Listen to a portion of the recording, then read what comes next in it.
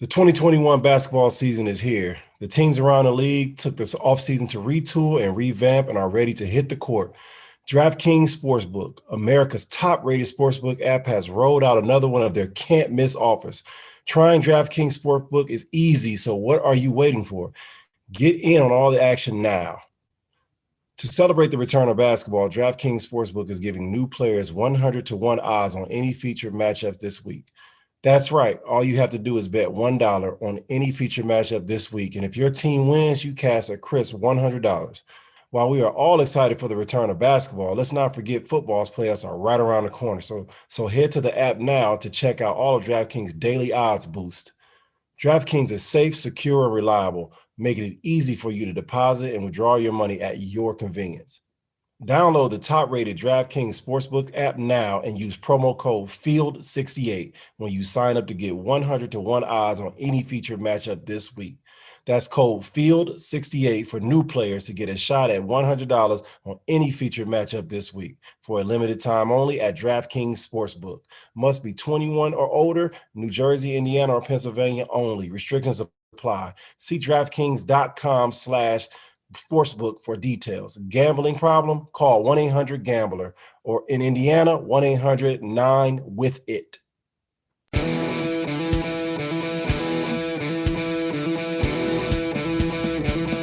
Welcome everybody back to the House of Hoosier podcast. I'm your host, former Hoosier, AJ Guyton, and I got a very, very special guest here today. You know, I do got a little bone to pick with my big man, JJ, because when I called him, he recognized the area code, but he told me the only dude I know from Peoria is Richard Pryor. I lost it.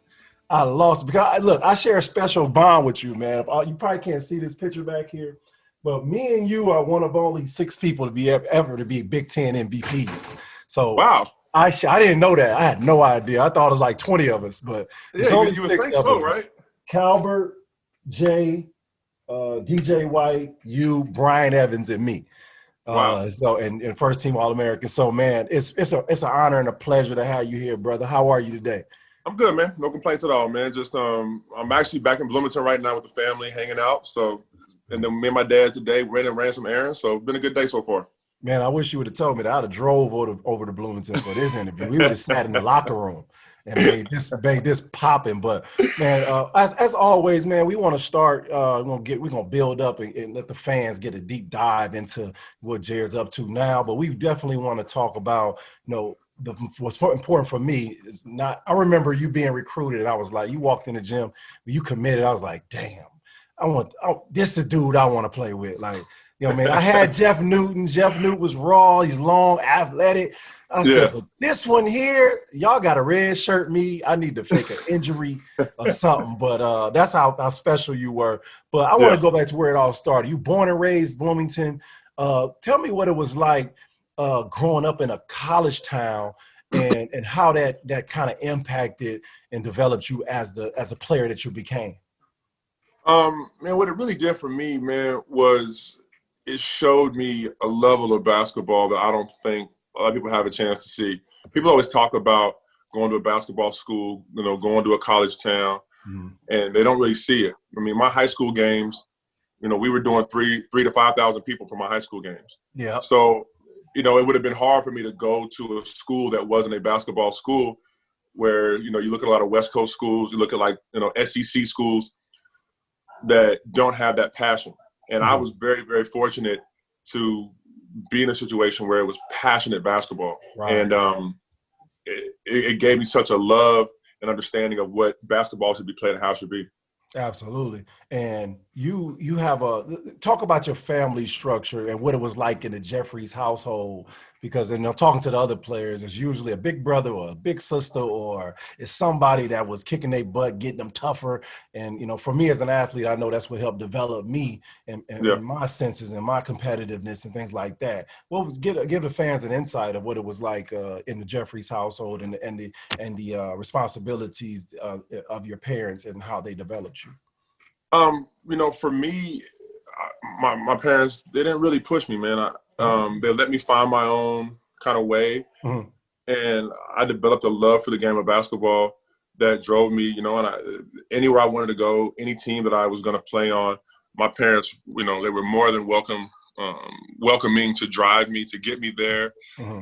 I mean, I played league basketball, I played school basketball, I obviously played AAU, I went to camps, and it was my primary focus. I didn't play football a whole lot, didn't play baseball. I was just a basketball player, and my parents really supported me in doing that. It was awesome. Are you only child? No, I got a little brother. So my little brother okay. is 6 years younger than me. Okay. So, we really didn't, he's just so much younger. It wasn't, competitive, you know what I mean? And by the time, when I was in the NBA when he was, 14 years old? Right, yeah. So I was already in the NBA when he was 13, 14 years old. So it was kind of a different kind of setup for us. Man, it's the same for me. I got a younger brother, but he played at Bradley Division I, Daniel Ruff, and he's about 6.5 years younger than me. And I think about that as an adult. I'm like, man, I wish I would have, even reached back, because as players, we super big. We're occupied with different things. Our friends, hooping, we just having a good time. We forget we set an example for our little brother back there. So I definitely share that with you. What personality trait did you take from each parent? I think both my parents were very, very hardworking. My dad worked in Kokomo, worked in a factory up there. Haynes International was a metal alloy company. My mom worked right here in Bloomington at General Electric. Okay. And both my parents were super hard workers, and they did a really good job of kind of instilling that work ethic. Keep your head down, do your job. And I think that's what I try to do as a basketball player. That's what's up. What's the earliest memory of you picking up a basketball? Probably actually picking up a ball when I was little.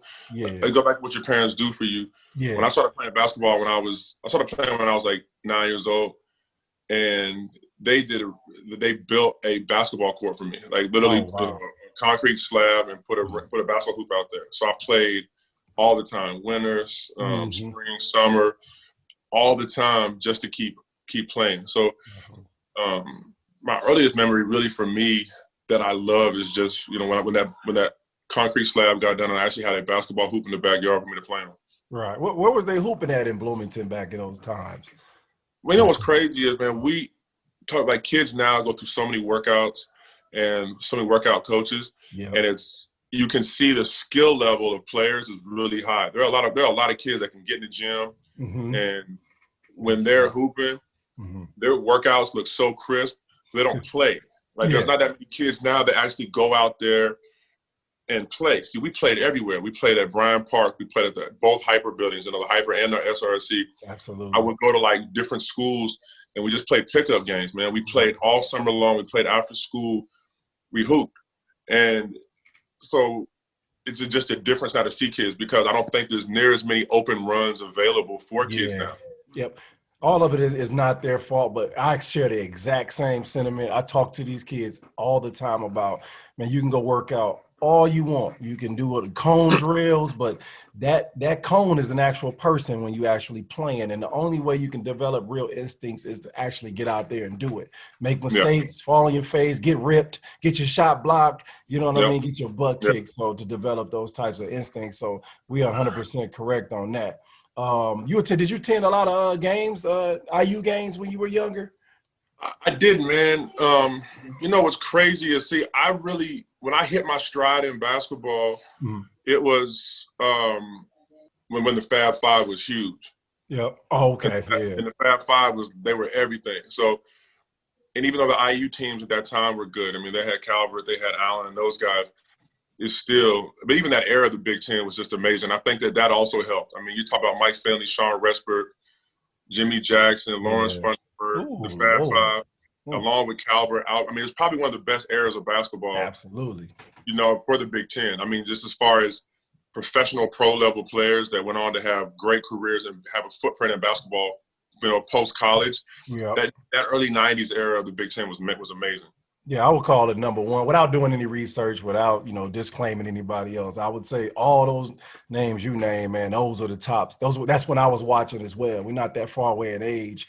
And I just remember the Flying Illini. I remember Indiana beating the Flying Illini. I'm sorry, the Flying Illini hitting that game winner after Jay Edwards hit the shot, you know what I mean? And then Calvert people don't know that their record against Michigan is just is unblemished. Like, and that's what Jalen. We all want to be Michigan. We all want the Air Max and the black socks. Like, we all wanted that, man. And that's amazing. That time was the most amazing time to me in Big Ten basketball. What you got? You attended Bloomington North, man. What was you lost in the championship game, I believe, to Marion. Tough. Was Zach Randolph on that team? What were the battles like with big old Zach, man? It was good, man. Like, it was kind of the north and south part of the state.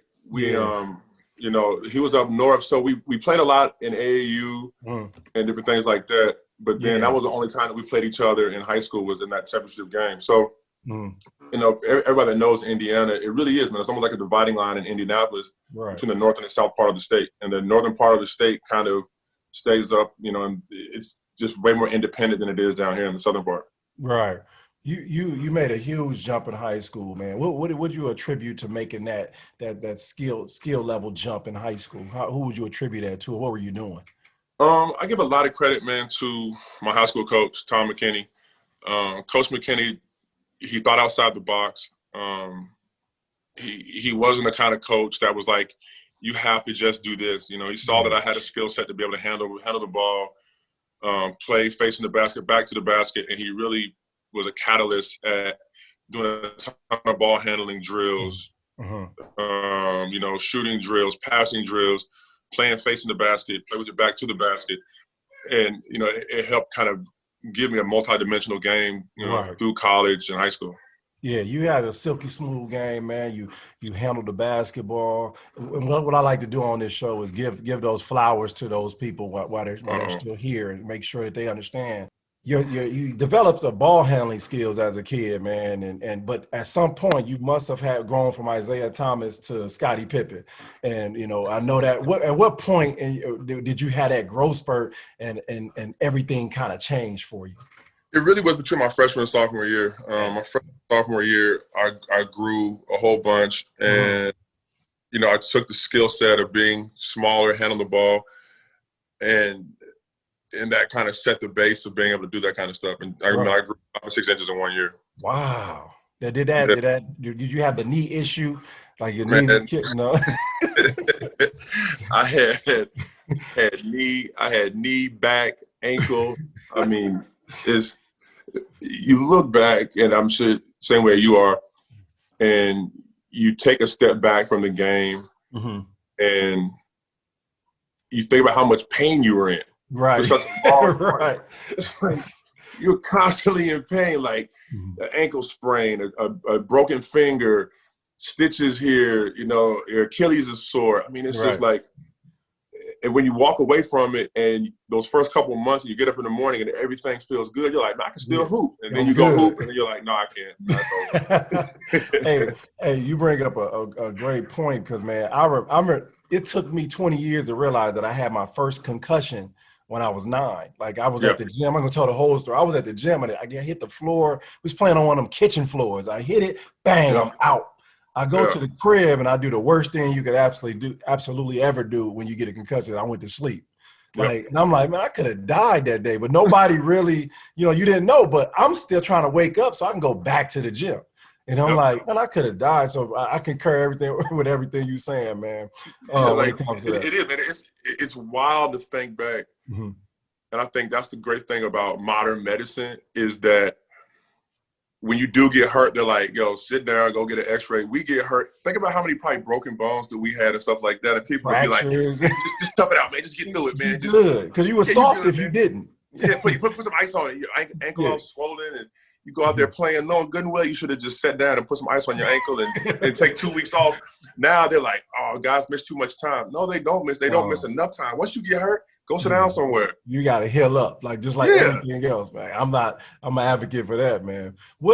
So we did play a lot of basketball. You played a lot of basketball, battling against Zach Randolph. I feel Indiana high school basketball is the best in the Midwest for sure, and top 5 in the country.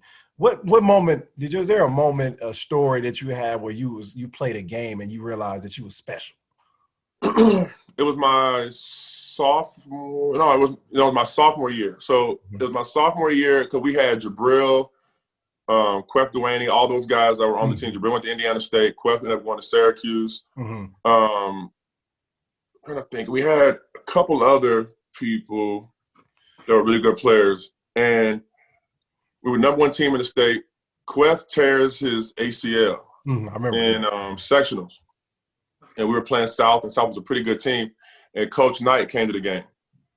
And Coach McKinney, to his credit, he ran like a 1-4 flat the whole second half. He just let me ISO, just me against their whole team. And I scored like 20-some points in the second half, and we won sectionals. Right. And that was kind of that moment, the fact that I was able to step up in that moment, even though it was only sectionals, in that moment to be able to step up in front of coach and, play that game. Right. And, hey, let's rewind real quick because I want to ask you this because you've battled some injuries and we talked about being injured and playing through injuries. And this is a question for all my AAU coaches and high school coaches and parents. Do you think that kids today are playing too many games? Or, and that has, because I'm starting to see kids that are having, I call professional injuries, Achilles stress reactions and stuff like Achilles reactions. Yeah. No, I think what it's a result of is overtraining. Yeah. I think either you have to hoop or you have to train, but you can't have these kids when their bodies are still developing, their muscles are still getting used to it. They can't be in the gym twice a day. Right. Running in sand and throwing balls and doing all this other stuff and jumping on one leg, shooting the ball, and then go play, then go to practice 3 times a week, and then play, 18 games in a weekend. It's too much. It always has been too much. Definitely. Blake Griffin and Derrick Rose said it a while back. They should do more and more to limit what people do. Like, think about how much we ran in college. Like, it was stupid. Yeah. Like, high school and college are harder than the NBA. Year round. By a mile, man. Yep, You're lifting in college, you're waking up at 6 a.m. for what? Like, why are you getting up at 6 a.m. for? Like life ain't hard enough as it is. You're getting up at 6 a.m. to go run on a track, and it's 45 degrees outside. Like, why are we doing that? You are speaking the gospel. Yeah, it's got nothing to do with basketball. It ain't got nothing to do. All that is just that's military shit that they do to try to punish you. Right. To try to see if you'll fall in line. That does nothing to do with basketball. I don't make you a better basketball player. Yeah, exactly. So I think that they always have done that. I think they've always overtrained, and that's why when guys get to the NBA, Derrick Rose, Blake Griffin, all these guys start having these injuries because they've overdone it their whole life before that. Like build up, man, and get everybody's body ready for it, and then they'll be able to do it. But remember how we used to have to run all them running man, what was that they call tempos? Running those 200s and 100s, 200 and 300s. Yeah, like why are we 2,500 meters? We had 2,500s. We had 11 400s. Yeah, we have 8 200s. It was we was going. Well, what I tell people, I was like, man, they don't understand that it's year round. Like, college sports is year round. You ain't going home for summer. Like, you spending the summer, you running, you lifting, you 3, 4, you increase, you go 4 days a week lifting, you go 3 days a week condition. After you do that, you got a workout, or before an individual workout, then you hoop with your team. You got to play, and so then they want you to go to class. Yep. Then they want you to go to a tutor after that, and then not to mention that whenever they have any booster events, they want you to go to the booster events and not get paid for it. Like, bro, looking back on it now, and they're talking about, well, you get an education. Well, look, man, keep your education and just give me the money that I brought this school. Like, exactly. Set you up for good. Huh? Yeah, let's do something. But people don't understand how hard it is to be a student athlete. But when you're a spotlight student athlete at a school, it's even harder, man. Exactly. Because you're doing TV interviews. You're having to go to booster and alumni events. It's tough, man. It really is. Yeah, definitely. You grow up really fast. You got to mature. And I hear the stories, and it's always like the old person or the former player is hating, but it's not hate. It's like they see how simple it is for these guys today, and it's like an intuitive thing to wish it was that simple for me. You know, Yeah. the way it is today. I wish it was like it was today. I worked at Northwestern, and it is cake. And I'm like, they got free. Instead of going to where we have Steak and Shake and we had Fazoli's. And $10 at Marsh, like what's $10 gonna do? Gonna starve to death. They got cater food, and I'm like, they deserve this. They should have a buffet for them. Like they're spending 90% of their time with their team or doing something team oriented. And you know, so I'm a completely 100% agree with you. Man, remember, like, bro, we didn't even have Gatorades. Yeah, like, you think about that? Yeah, bro, they had the little orange juices that Garl had, and when they were gone, and we had that Gatorade machine in there. Yep, he made it. He had the powder Gatorade. Like, bro, how are we a top 5 program in the country? We got powder Gatorade. Like, we don't even have a Gatorade machine. Right. Remember the showers? We had the little jailhouse showers? Absolutely. Like, they kept the same ones from when I was taking a shower? No. They changed a little bit, but like it was the same one. But then at the new locker room in Assembly Hall they built, they only put 3 showers or 2 showers in there because they figured the guys would walk over to the practice facility. And I'm like, well, what if you want to shower? Like, what if something happens? You need a shower. So they only got like 1 or 2 showers in the new locker room in Assembly Hall. I'm like, that wasn't very well thought out. It's not top 5 program, man. We gotta do better. I think gotta do better. I think everything is happening the way it should, and I think we're moving towards that, man. I'm happy for the kids, and I think they deserve the only thing that I heard that I didn't like, I said that you were able to get your own shoe deal within the team. And I was like, I think you should wear the same team shoe, but off the court. What you think about that? I think it all depends on the kind of money that the school's bringing in. Yeah, I agree. You know what I mean? Like if the school's making, I don't know, $40 million a year, then the school itself should limit it, and they'd be like, yo, we're gonna give every one of our players $25,000, which is whatever, to wear the school shoe. Yeah. But if Nike comes in and they're offering a kid $150,000 to wear that shoe, first of all, what's going to happen next is they're going to open up the NBA where you be able to go pro out of high school. Like that's going to happen. That's going to happen in like probably 2024. Yeah. When they open that back up, then I think you won't have as much pushback because. Right. I mean, have you seen that kid Amani Bates from up here? No, he shouldn't be going to college. Man, he should be in high school right now. He should be able to be. I got so many miles on these legs. Let me go ahead and not use up these miles in high school, college. Let me go right to where I should be playing professional and get my lumps there. Like, why would I ever, like, you know what I mean? I'm just risking injury doing this, man. Let me go hoop against the guys that are my caliber. Exactly. You should have that option. What's tricky is you have the Amani Bates, but you got 15 AJ Guytons that ain't ready for pro basketball. What happens to them if they don't make it? They make a couple dollars playing, you know, in the D League or playing overseas. And then they go back to college like they would have done before. And they live a good life. Right. But the other side is you send a kid to college because you know this, man, if you're good enough, you're good enough. You know what I mean? And if you love the game, you know, circumstances might work out and you can do whatever, but you can play somewhere, you can coach, you can do something in basketball if you love the game enough. Yeah. But if you put a kid in a situation where you're forcing him to go do something he doesn't want to do, a lot of kids don't like school. They just don't. They have no need for it. I agree with that. You're forcing this kid to go do something he doesn't want to do. Well, you need this. He wasn't going to go to school anyway. He wasn't going to have an education level anyway. So why are you him to go do something he doesn't want to do that he'll never succeed in? Right. At least give him a chance to be a basketball player. Yeah. And if it doesn't work out, then you figure it out. I agree with that. That's great insight, man. You jump way past where I was going, but I love that. So we're gonna get that out the way. So you had a hell of a senior year, hell of a high school career. You played against the best, you dominated, and then so your recruitment process starts. Was there any chance that you was gonna go anywhere else other than IU, or did you even think about jumping ship and going to the league?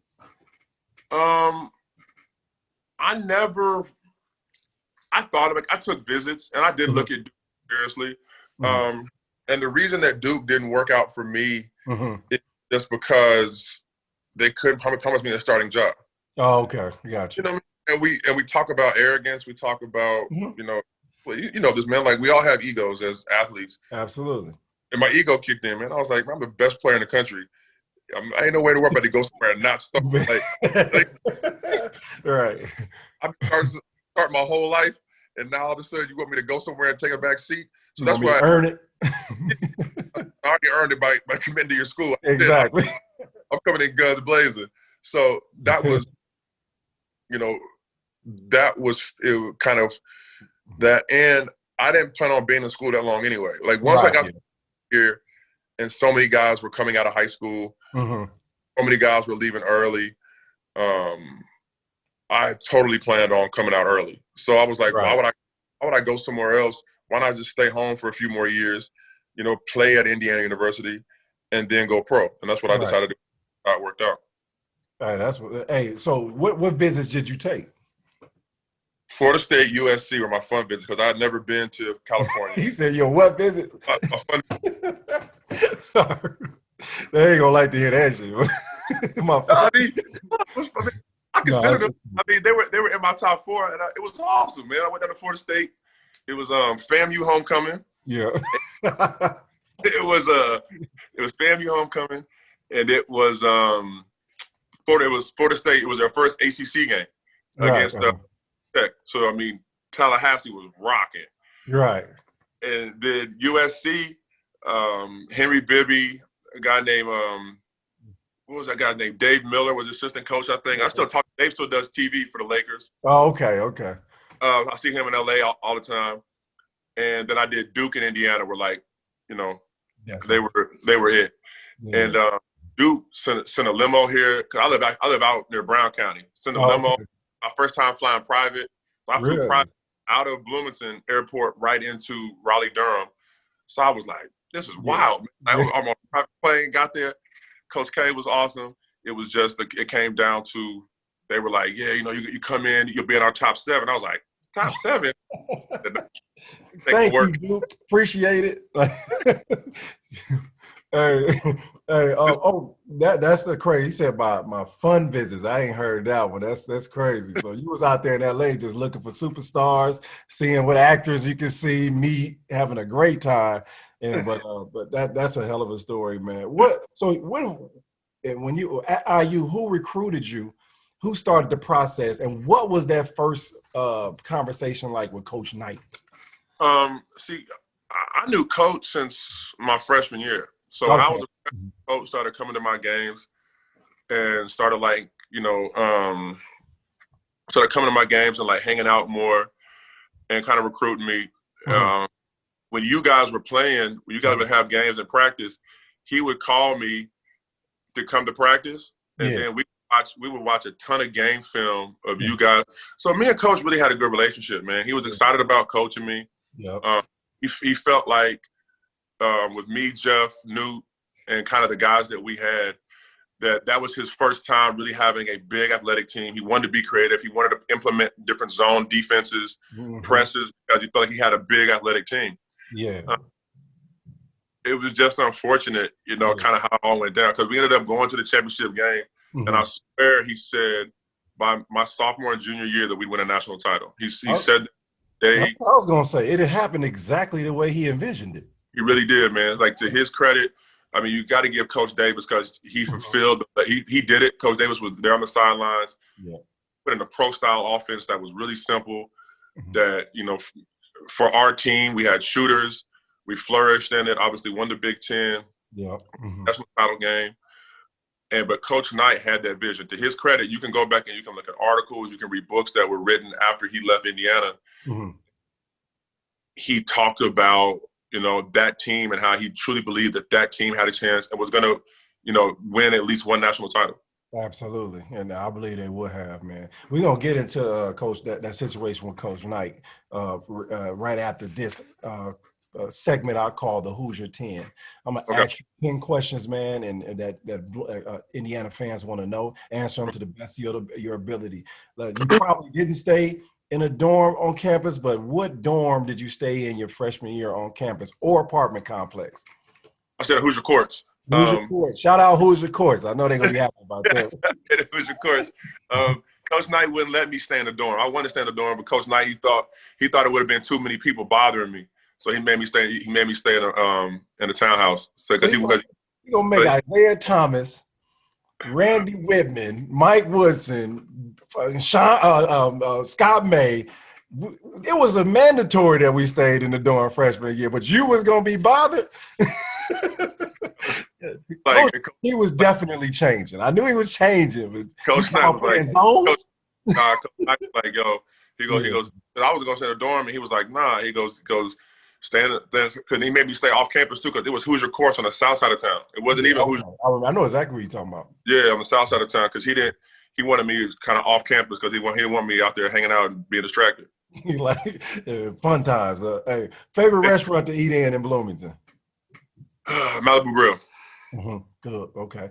I was gonna do last time you've been to Bloomington. I'm here right now, baby. Right now. Tell me the most memorable game as a Hoosier. The Duke game that we had in the Sweet 16. Had Tom Cover on last time. Same thing he said. Toughest place to play in the Big Ten. Either Illinois, probably Illinois. For me, it was Illinois. I always had bad games there. Damn, colors, man. Them schools with them colors. Iowa, Illinois, the orange. I can't stand that shit. But and too, man, that town's nasty. The arena's gross. Like manure. Yeah. Yeah, that town. Pull up there, and you're like, ugh, man. Right body arena too. I'm like, what's going on? Like, because I'm from Illinois, so I had to go down to the state championships and watch it down. I'm like, and it's like you come here because of that. Seats don't go up. The seats like sweep out. Like the arena sweep out. Yeah, it's weird. It's the weird. Whole atmosphere. Did you win at Purdue? Yeah, we won at Purdue. I don't think Purdue ever beat us. Oh no, shoot, that's a new one. Yeah. What's your most memorable Mike Davis moment? Man, so we lost to Southern Illinois.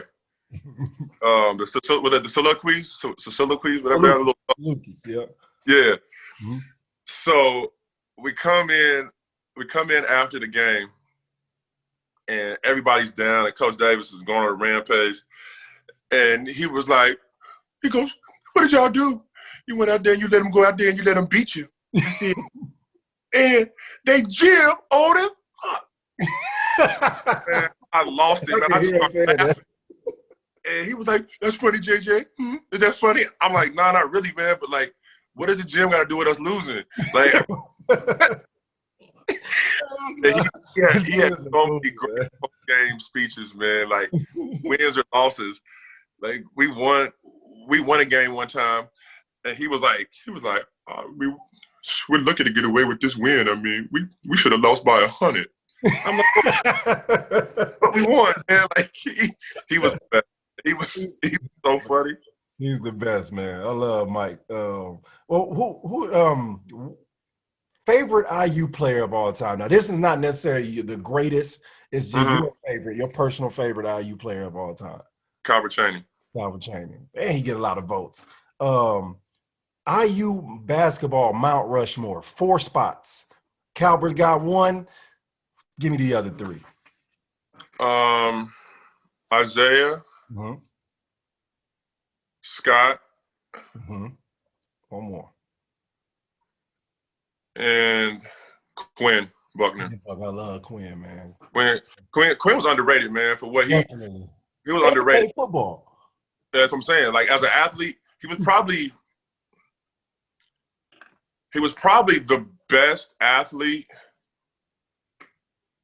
Yeah, I mean, he was probably the best athlete to come through the program. If you really think about it, just like he was big, strong, fast, could jump. Mm-hmm. Yeah. He's a winner. Yeah. Yeah. He won 3 high school state championships. Yep. One NCAA, should have been 2. And then he wins an NBA championship, man. And don't want no parts of the game. He want to be an analyst. Like man, all that money the Simons are paying him, he'll be right. You don't want to work year round, like absolutely. Be a coach. No, you don't want to do all that. I love Quinn. And last question, man. What past or present player defines IU basketball to you? Think of Indiana basketball. I think of Coach Knight and then a player.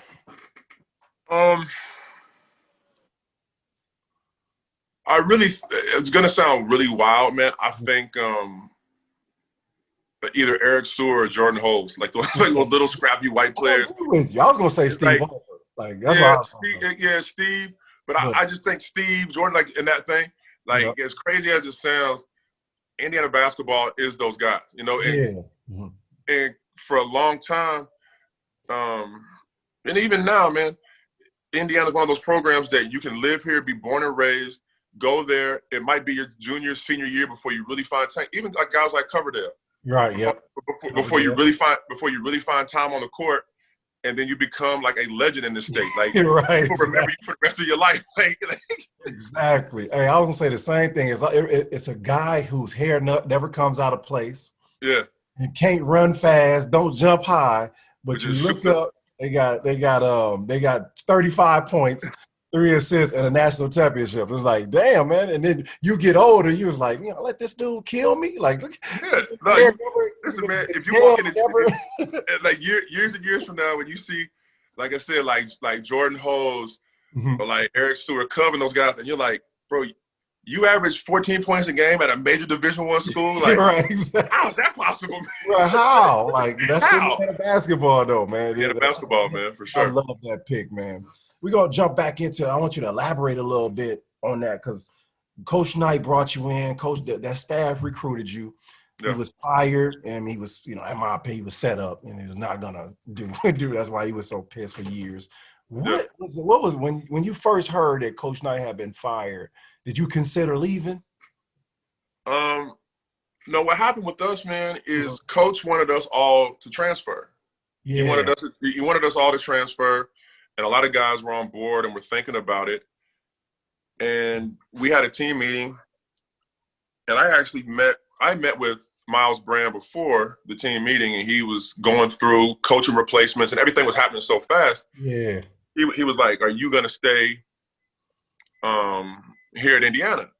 And I was like, as long as there's a team, I'm not going nowhere. Like I said, if there's no team, I'll just start training and working out and go to the draft. Like I'll figure it out. But he was in an impossible situation. Just knowing his personality, a zero tolerance on him is not going to work. You know what I mean? Like just not who he is, man. Like I think it was handled poorly by the university and him. I think it could have been handled so much different. It was at a certain point a witch hunt. And it's unfortunate, man, that he wasn't able to have the ending to, one of the greatest coaching careers ever. It really, really was, man. It's very, very unfortunate for kind of everybody involved. But so the players all met and said some guys, I said, listen, man, I said, if there's 6 of y'all that want to stay here, I'll be here. And I really didn't speak to Coach after that much, man. I don't know if he got mad at me or kind of what went on, but we really didn't speak until I saw him when he was doing ESPN games. He was doing basketball games. I went to a game with the Guard when I was playing for the Knicks, almost 10 years later before we even talked to each other again. Wow. So, you get, like I said, we both had stuff going on and kind of drift apart, but that was kind of disheartening. And I get his side of why he was so angry, but also too, you can't ask a kid, unless Coach Knight was like, I'm gonna take care of you for the rest of your life and give you $1 million a year until you die. Like you can't, you can't follow somebody. You have to have your own. Right. None of the stuff he did you could do today. So he wouldn't be a coach at the end of the day. So no chance at all. But what I didn't realize at that time was how that situation, and the reason why I'm doing this podcast with players is because how much it fractured the alumni base. Like, and you mentioned that I would take advantage of that opportunity to coach Jeffries and Jeff Newton and Kirk Hastings. Even, come on, man. You're the first, no matter what the record books say, you're the first black head coach at Indiana University. Absolutely. Like, that by itself, man, like, I don't care if I'm the interim coach, I'm the first black head coach at a top 5 basketball program in the country. Right. That's a big time statement, man. Absolutely. I mean, there's no way I'm going to say no to that. My lawyer, you should be like, I'm going to leave these players in your hands because I trust you. You was here when we recruited all of them, and I trust you to take it in, which is what Coach Davis did. He shared the same core principles with the kind of a new jack swing that Coach Knight had. And that's why you got successful. First team I was pissed. I'm playing for the Bulls. Y'all got on Nike pants. I know you got some left. I'm coming to get them. Y'all got on Shocks. I mean, I'm like, what is they got on? We Converse and Adidas for 35 years. No, baby. That was courtesy of me when Coach left. Whatever it was, Converse pulled their deal, and as soon as they did, because I had a good relationship with Mark Rowland, because I had to work with Mark through all the Nike camps and stuff like that. Mm-hmm. And they came in guns blazing. I was like, "Come on, baby, let's do this. Let's get this done." You are. That's the first Nike team. That to me, that's huge too. Like because awesome. They immediately switched back to Adidas. I think after Samson left around that time. I needed that Nike. That nasty 3-stripe. Don't nobody want that stuff. Man, look at you. I love it, man. So let me ask you this: what was that first meeting? Was Coach Davis nervous as hell? What was that first meeting with Coach Davis like? Man, you got to ask Davis about this when you get him on here. Okay. Eating all of that, he did a really good job. He embraced it, but he tried to get everybody on board. And he tried to be tough and not seen as like the assistant coach anymore. So when we talk, he gets us out there like 6 a.m, bro. It's like 35 degrees outside, and we're running on the track, and we out there running, and dudes falling over. They ain't make it. Everybody's dying. Coach Davis get mad, and he tries to run one of the sprints. No, he did. and ruptures his hamstring, dog. He pulled up lame. Now, we're all dying. We're mad, cussing at him. It was 6 a.m. But when he pulled his hamstring, bro, it was like God just smiled on us. I was like, karma. It is too cold to be out here running. The whole back of his leg was purple. Really? He messed his leg up bad. He tried to run he old, trying to run and just run out there with us because he's talking about y'all soft and y'all this and this. When he pulled his hamstring, bro, it was like God just smiled on it, man. Yeah, I know you fell out, man. You can't say that to you. I know you fell out. I can see him doing it because he used to pull them out and try to play one-on-one with the guys. And I'm just looking at him like, that coach, man, we need you tomorrow. Like, you got the Minnesota scout, fam. You can't be out here trying to get the Alabama defense. So, man, that was a tough time, and like I said, we're doing this podcast because my ultimate goal is to talk to guys, and we want to have one real legit reunion where we all there. And, you know what I mean? And we can, meet each other and talk to each other because it's Coach Knight, it's Coach Davis, it's Samson, then there's, Cream guys, you know what I mean? Yeah. And our tradition is too rich. It's too many people like yourself and others doing many special things around here that, that can help uplift these young kids coming up and their drive and their aspirations to be professionals and things like that. So, I think that they're doing a much better job of reaching out. Absolutely. I think that you have to talk about requirements. You want to see guys like Anthony Thompson. You'd like to see guys like Chris Reynolds come back. You'd like to see Mike Roberts, the staff now. Mm-hmm. Just because what it does, man, it galvanizes it, man. It does, man. Like, I mean, really, as sad as it sounds, like Garl is probably the only link between all of us. He's the only link. Yep. You know what I mean? Like, one. Yep. Yeah, the last one. Like, I think Dr. Rink's still there. Yeah, Dr. Rink is, but like, it's still like Tim Garl is. We talk about somebody that's Indiana. Like Tim Garl is in the university. Like, if any of us need anything, we need gear. We need to get a hold of somebody. We need to go here. You call Tim. And that was from the time we were there to now. And I think that you need more Tim Garls around the program. You need more Tim Garls that have come up around the program and been a part of it. And you bring a good point, man. Like, there was this divide between the Coach Knight generation guys and this newer generation. And I think it'll get better. I think it has to get better because and also, too, the program didn't win, let's be honest, man. Like, we haven't lived up to the expectations. Right. That we've set as a program. So I think, being consistent, winning more basketball games will kind of help those guys because they got to be looking at us like, man, y'all haven't won anything since '87. Now you guys got to, I mean, they look at us like we're losers. Like, man, all these young kids can't play. They ain't winning nothing. So I think that, as a program reaches a high level of success, I think that, more and more fans will get engaged because if we're going to Final Fours, then, and they send tickets to all of us, of course we're all going to go. Yeah, exactly. if the team is really good and they're number one, and they offer you the chance to go to the Champions Classic or these different things, I think that'll do more and more to kind of get everybody back together. Absolutely, man. I think the IU Alumni Association, they're doing a better job. I get emails. I'm sure you get the same emails. Yeah. They actually advertised the podcast on there, and I didn't ask them to. They did that on their own. So I'm not saying it in a sense that they're not doing anything, because I don't know what they're doing. I'm saying from a player standpoint, just being when I went back to the Coach Knight coming back to Assembly Hall, like that was huge. I don't know. Yeah. I wish you was there. I'm just looking around, like I see a lot of Knight guys. Yeah.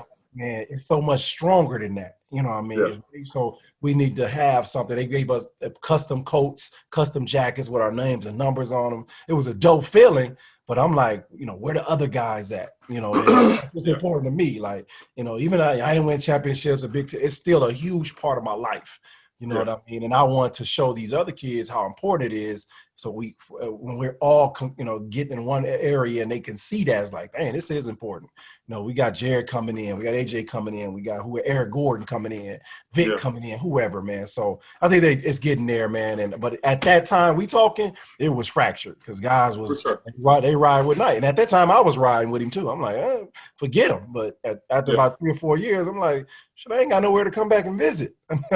Get some gears, and the school, like I said, the school is always going to be here. And I mean, and the people that you met, and for me, it was an advantage because I knew a lot of the people even before I went to Indiana. So the people that I met in school, I already knew. I got to know them more, and it's always a place that you can go somewhere and it feels like home. Yeah. And for the sake of time, I'm going to fast forward a little bit to I'm going to go through your career a little bit, but let's just jump all the way to that magical 2002 Final Four one. To me, you and Isaiah Thomas had the two best 2-year careers. You, Isaiah Thomas, and Jay Edwards had the two best 2-year careers I've ever seen. Yeah. And did a lot in a short period of time by way of winning, man, averaging 14 and 7 for your career. But talk a little bit about that team that eventually had that run to the Final Four. What was a turning point in the season that you can remember where you was like, you looked around, you like, all right, it usually talking to Isaiah, talking to these guys, it usually happens after a loss. And then, you guys think about like, oh, we here. We lost this game, but we special. When was that moment for you?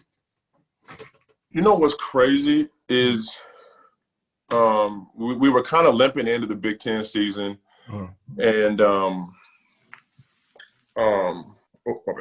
You good. We were kind of limping into the Big Ten season, and we were at Northwestern. And at the time, George Leach was still starting, and he got hurt on the jump ball. It's the wildest thing I've ever seen. Like, he went up, he sprained his ankle on the jump ball. He came down on the guy's foot, and it was a bad ankle injury. And we put Odell into the starting lineup. And I think just having Odell out there and spacing the floor, because he was a threat from the top of the key to shoot. And the early offense we ran, I would just run down to the left block. And if they fronted, then they hit Odell at the top of the key. Odell could knock down that free throw line, kind of 18-foot jumper right there. So they had to close out. So then I had a chance for a high-low, swing the ball, and we're going to different pick and rolls. I think that was really a turning point for us because our offense flowed a lot better, and it opened up shooters. And then our offense was just so basic as far as I would catch the ball on the block. If a double team came, swing, and we had shooters. And if double team didn't come, it was my job to score one-on-one. Right. You battle. You guys. You battle. Let's talk about that epic battle with Duke, man. When you were preparing for that game, 5 NBA players on the other side. Yeah. I mean, talk about this a lot, but people don't understand. Like, that's a hell of an accomplishment to come back and beat 5 NBA players. What was the game plan initially for that game, that battle against Duke? So what we planned on doing, we wanted to try to slow them down and transition and get back. All year long, we struggled with athletic teams. It's just that we were slow. And we did a terrible job in the first half. I mean, they were beating the brakes off of us. They did whatever they wanted to do. And the sad part is that when that happens, you know, you're in the locker room and everybody's saying we can still come back, we can still make it a game. But their talent level was so much greater than ours. Mm-hmm. For the majority of us are just sitting there like, man, let's get this half over and let's just get out of here. Like honestly, you can say whatever you want to say, right. But as a realistic basketball player, when you're down by 18 points at one point to a team, Jay Williams goes number 2, Dunleavy goes in the top 5, Boozer goes early second round, Chris Duhon goes first round, Dante Jones goes second round. You know, Casey Sanders was a very functional player. Really good player, high college player. Yeah, he was a functional player. So you're not only talking about NBA players, you're talking about guys that had long careers. These weren't just guys that played that had a cup of tea in the NBA. They had long careers. I thought that like, you know, let's try to make it again. Let's not get embarrassed. Like let's come up and let's see what happens in the first 5 minutes and kind of get things, you know, to some kind of level. And once we started rolling and you get momentum, and you've been through it, man, it's such a real thing in basketball. Once you get momentum going your direction, it's a wild thing. Yeah. And that arena was all against Duke. Yep. You know how they sell tickets. So they sell 4 sections of the thing. So the Pittsburgh and Kent State had the game after ours. So they were kind of trickling in. So by the second half, you know, that arena was full. 20,000 people erupt, and you know, 4,000 of them were Duke fans, but 16,000 of them were Indiana fans. Yeah, or fans root against Duke because they just hate. Yeah, exactly. Just wanted. So it was today. It was the loudest arena I've ever been in. Like it was so wild, man, and everything went right, man. We made shots, we got offensive rebounds. And, you know, we were able to pull that out. I mean, if you look at Coach Davis's face after we won the game, he didn't believe. Well, he didn't believe it. Also, we need to get a steal of that photo. Like, we put this clip up. He didn't even believe we won, man. Like, he was like, he came in the locker room. And, I mean, I think up until that game, everything went right for us. When we played – NC Wilmington, and then we played Utah, and Utah just wasn't an athletic team, so we had them. And then USC lost to UNC Wilmington, and that was a huge USC struggle with teams like that. Yeah, and I mean, and I knew I was going pro long before that, so I knew this was my last NCAA tournament. Like, I quit going to class like 2 months before that. Right. Once I got Big Ten Player of the Year, I was like, I'm out. No question. And I'll see y'all. It's been real, baby, but I'm out of here. Like, no matter what happens. So like, I mean, I already had my agent picked out. I already knew that I was going to IMG Academy to train for the draft. It was all set in stone, so I was just like, whatever happens. And I think a lot of guys, even as a team, we picked up that kind of momentum. We weren't going to lose to Kent State. We weren't going to lose to Oklahoma. And once we played Maryland, we truly believed we were going to beat them. That was probably the first time, you know, that we were like, all right, like, we can do this. And even though we lost, like, we did believe it, man. It was crazy. Yeah. Hey, when I say the name Dane Fife, what do you think of? I've never seen somebody with a blank stare on their face more. I mean, you were around him. Yes, you would look at Dane, and they would have like this open mouth, like, yeah. It's just. And I was like, what goes through his head half the time? He would make some of the boneheaded, most like wild plays. Glad you bringing that up, because my next part to that question is, what did you want to do to him when he filed Jay Williams? Well, that's okay. Well, it's a crazy story. That's why I didn't block Boozer out and he got the rebound, because I was sitting there like, damn, we're gonna lose in overtime. And I was like, because we had nothing left. Right. So as we're coming out, like as we're going to the thing, to the free throw line, I lean over to Jeff Newton and I go, listen, man, after the game, I said, as soon as Dane walks in the locker room, I want you to lock the door. I'm going to beat the living breaks off of him, man. So, like, I'm going to whoop Dane. And because I was like, there's not one scenario where we lose this game. Right, unless you do that. Except for that. And then Boozer missed it. And I fouled Boozer. Luckily, they didn't call the foul. They didn't call it. But like, I was like, we're about to lose this game. Right. After all we just did. That's crazy. But like you know that, like, you've been around Dane. He's such a high IQ player, and he knows the game so well. But he would like have these lapses where he would like forget the play. We come out of the timeout, or like if you tell me run up the left side, he run up the right side. Like, what are you doing, man? Hey, I asked you that because Tom told us a story about him running over Tim Garl, pushing Tim Garl down. Do you remember that? He said he was conditioning, and they doing something, and they had to do some sprints, and he didn't make. Garl said him and Coverdale had to race. I guess y'all were racing and conditioning, and I guess he lost. And he said that Dane lost it and pushed down Cabbage Man. Man, I couldn't believe it. Y'all didn't have his head for pushing down Cabbage Man. It was Cabbage Man. You remember that Cabbage Baby? We was hype as hell to get that little $20 for it. Man, we were so excited.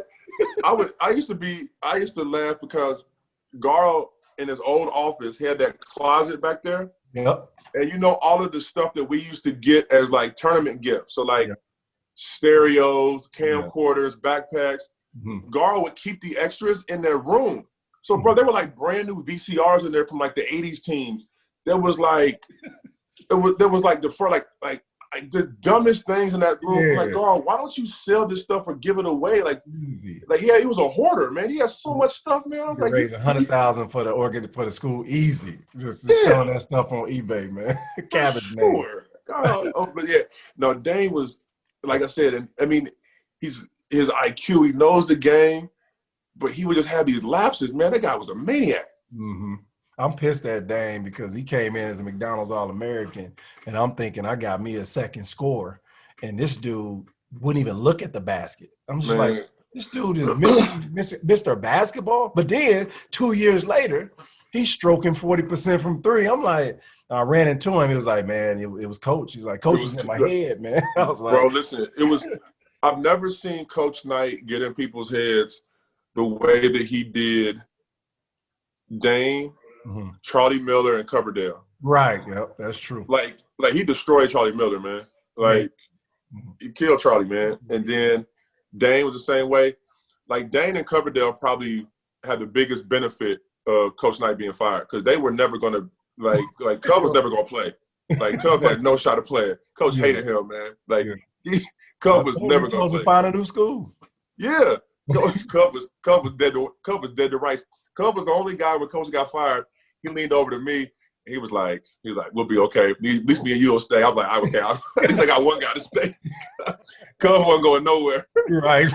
Cub said, "This is my opportunity. This is my chance. Take advantage of it." Like now. Yeah. Hey, so you said, I was going to ask you, did you even think about coming back to school? But you said, no, I'm out. And so you go hardship, you get drafted first round, 11 pick with the Wizards, play 20 games with the Wizards with Michael Jordan. What was it like to be to play? I actually worked out with Mike in the summers in Chicago, so I know what it feels like. But what was when you first started, that process? I know when I was playing, I couldn't believe it. I was like, this dude is over here and I'm penetrating, kicking Jordan. Like, what was your experience like with MJ? It was awesome, man. Even to this day, I mean, he has no reason to be as nice to me as what he is. Yeah. He picks up my phone calls, man. I was just with him, 2 weeks ago, fishing. Okay. MJ's a fisherman? Yeah, he's a fisherman. He just bought a brand new boat down in Florida.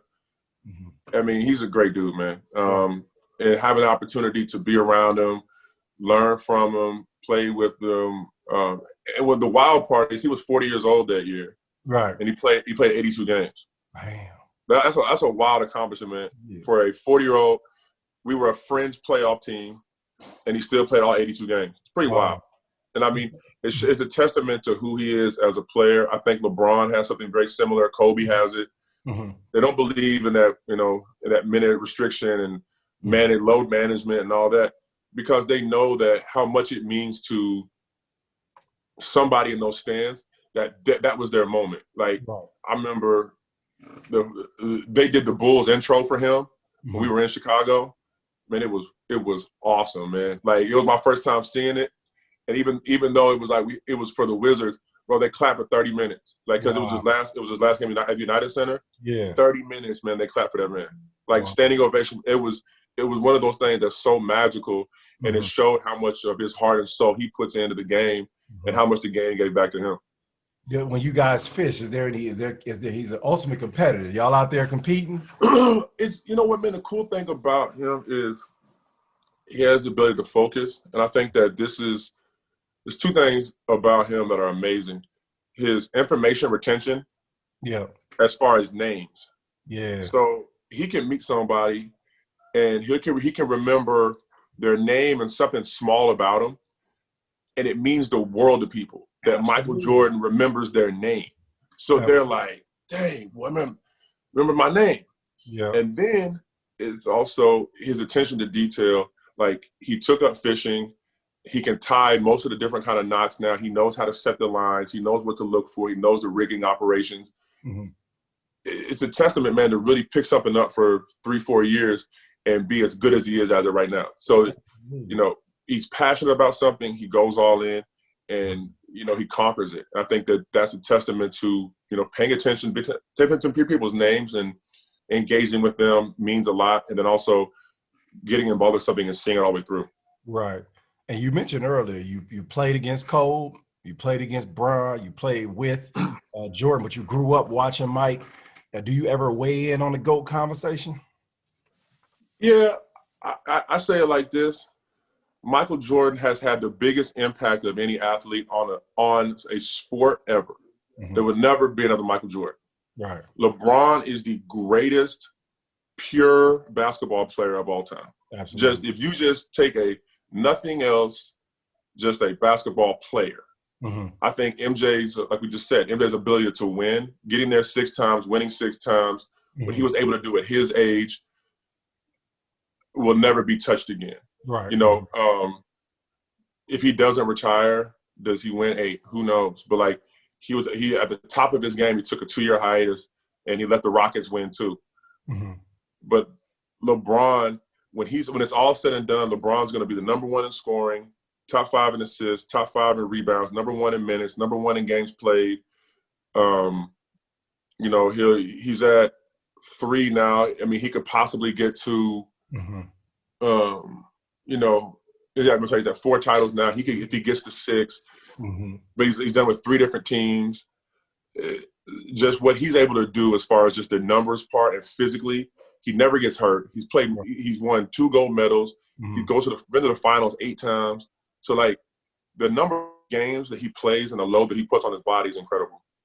That's a great answer, man. I kind of stopped debating and talking about it. I just appreciate what I'm seeing and what I've been able to watch. You know, I think we came up during one of the most competitive and times of sports that really shaped us into what we believed as kids. Isaiah Thomas's and the Jordans and the Barkleys, the Birds, the Magic. We got to see all that.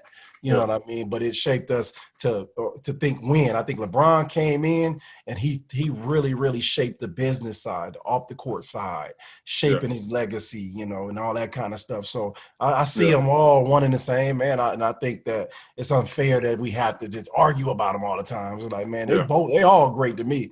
And, you know, that's important to me, man, to talk about. So you've had an 11-year career, man. You did it all, but you know, I feel like you could have. You know, a lot of guys playing 15, 16 years. Why did it end a little earlier than you like? Was it injuries, or you just was like, I want to do other things? It was injuries, man. I also said that, you know, if it came time for me and I didn't have a real good, my last year I had a 1-year deal in Utah, and then I had a 1-year deal in Sacramento, and both of those. I would have had to get one more knee surgery. I needed my knee scoped again, and I had a really good job offer in Denver to be director of personnel, and I kind of weighed the risk reward of playing another year, or, you know, go to the next chapter of my life, and I think that was kind of my decision. You're right. Cool. Last two subjects, man, and we let you get out of here. What do you think about this year's? Have you got a chance to watch this year's Indiana basketball team? What are your thoughts about Coach Miller and the direction that the program is going? I think Coach is doing a great job. I think our expectations as Indiana fans need to be realistic, because I see it right now. I live in LA with UCLA. Mm-hmm. People are still living off what UCLA did 100. Indiana has been Indiana basketball for a long time. Right. Mm-hmm. And what we have to do is we have to go back to the roots of building up a program and deciding if we're going to be a Kentucky style program or you're going to be Villanova, or you're going to be Gonzaga, where you're going to go get players that fit your system. And in order to do that, though, you have to commit to a coach. You have to really commit to a guy. As long as he's running a good, clean program where guys are graduating and they're good guys, you have to give him the support to become a better coach. And I think that right now with Archie, you're kind of going that direction. The one thing I cannot put my head around is the lack of shooting. Right, yeah. I just in the state of Indiana. In the state of Indiana, where is Jordan Hose? Right. There's got to be 20 of those guys running around, because I played against them in high school. Right. Like, go get somebody that can shoot the basketball. Right. Like, that drives me nuts. It really does, man. I think the lack of shooting is concerning. Like, and it's historically, like, since he's been there, so that there has to be a way to address that. Like, but I think that talent-wise, the guys work really hard, and you don't hear a lot of stories, about the kids around town getting in trouble. And I think that that's a sign. Like you want a good discipline program. Like, I'd much rather have, this, man, like, when you go to work every day, it's a lot more fun to go to work with good guys. And I think that he's done a pretty good job of going out and getting good guys and, surrounding the program with good guys that want to win. And he just needs a little bit of luck, man. Like, he just has to find somebody that can make a shot. Like, these guys had to be able to shoot in high school, like you would think. I'm saying I watch him, consistently, and I'm like, it's good. I think Archie's a great coach. I think he's a really good defensive coach. I think he makes the kids play hard with effort. I said, but these dudes are averaging about 80 to 85, 90 points a game, and we need to. Your teams were exciting because you could push it out on a break, kick it ahead to Dane, Cove, Hornsby, whoever, and the shot's going up, you crashing. Or they can throw it into you, which they can throw it into Trace Jackson. But in order for them to have the type of success that they want to have, one of those guards or two or three of those guards are going to have to start making some shots, stretching that floor, taking some chances offensively. Yeah, and obviously, man, I'm not a coach, man, but I've been around a lot of basketball. I think the constant movement in college basketball is like a lot of fake hustle. Yeah, it is. I agree. I'm a big believer in shoot your first good shot. Yep. If it's your shot, you work on it. Shoot the ball, man. I don't care. I don't care if it's the first second of the shot clock or the last second of the shot clock. Now, you have to know time score situation. Obviously, late in the game, you don't want to do those kind of things. You want to know the clock. But in the middle part of the game, they turn down their first good shot, and they do those fake pick and rolls, and and all this. They move the ball side to side, and then with 5 on the clock, they got to force a shot up. Yeah, shoot your first good shot, man, consistently. And then if you're not hot and you're not making them, I'll get somebody else in there. But how do I know you're not having a good night if you never shoot the basketball? And I think that would give Trace more room to operate. I think it's hard to play two bigs, but there are small things that offensively, I think that you look at some of like what Gonzaga does. Gonzaga with their secondary break, they leave one guy down in the hole, 4 guys around him. Gonzaga runs a pro-style offense. That's why they score 95 points a game. Yes. Yeah, that's a great point, man. You miss 100% of the shots you don't take. I think that's just confidence. You got to let that thing go. And if you're sorry. Go ahead. Sorry. You're good. You know that, man. Like, you were a great shooter and you were in the gym all the time and you shot the ball. And because Coach Knight saw you shoot the ball in the gym, saw you working on your game, when you took certain shots, that he would not let other guys on the team shoot the shots that you were shooting. Right. But you had proven the ability to make it. And he saw you work on those shots. And I think that that's a lesson to every young kid. Don't go out there shooting Steph Curry shots. Like, get up to Steph Curry level. Steph Curry took a long time to get to that level to be able to do that. So, you have to get the trust of your coaches and your teammates to be able to go out there and play like that. Right. What do you see in Trace Jackson Davis? Because he played kind of a similar position. He played a similar position. I handle the ball a little bit more, but a similar position. I love the fact that he's left-handed. The only critique that I have is I think that he's been taught almost too robotic in the post. I think that he just needs to have more of a feel. I think he tries to up and under a lot. Yeah, and he gets static. Not a lot of. He doesn't finish off with 1 foot a lot. It's always come to a jump stop, pump fake, up and under, jump hook. I think he's athletic enough and good enough to catch the ball, make quick moves, get to the rim, get fouled, go off one leg and really explode and not have to come to a jump stop. I think that jump stop stuff, and you know this, in the NBA, it doesn't work. If you jump stop in the NBA, you better be Dwight Howard, you better be Shaq, right. You better jump stop and go up and tear the rim down. Because if you jump stop and you're going up there and shooting jump hooks, they're going to get blocked all the time. Get blocked, yeah. I think the same thing. I think his maturation has got to extend his range a little bit. I think, like you say, you got to take a few of those, man. You should take a 3 a game. You work on it profusely every day in practice. One of those are going to go in. It's going to change your whole dynamic of your game. So we love TJD. We had him on the show, but definitely want to see our Hoosiers succeed, and they play tonight. So looking forward to checking them out against North Christian. I can't wait, man. I just. It's so disheartening, man, that I'm right here and can't even go in, can't go watch practice. And it is at home, right? They ain't gonna, nobody. Hey, you might be able to slide. We're gonna keep that on the low, man, though. Shoot, you gotta be careful, man. Until you break protocol, could you imagine? I just walk in there and get something happens, and then the whole school gets trouble because I want to be an idiot. No, I'm gonna go ahead and watch on TV. Right. Now you say that, you put it in perspective. You're doing the right thing, but yeah, man. I'm just sitting here. I might go to Office Lounge and watch it. Something like that. Chill out. You plenty of other options that why you mess around being Coach Miller office. Feet on his desk. Exactly. Last thing, man, would love to hear about, the extended Jeffries family and business wise. What are some of the things you want people to know about that they can go out? Because I saw you were doing some esports stuff. I didn't know you were involved in that as well. So, and then the modern fishing as well. And I've been lucky, man. I've been able to dip my toe, and I was director of personnel for the Nuggets for 4 years. Mm-hmm.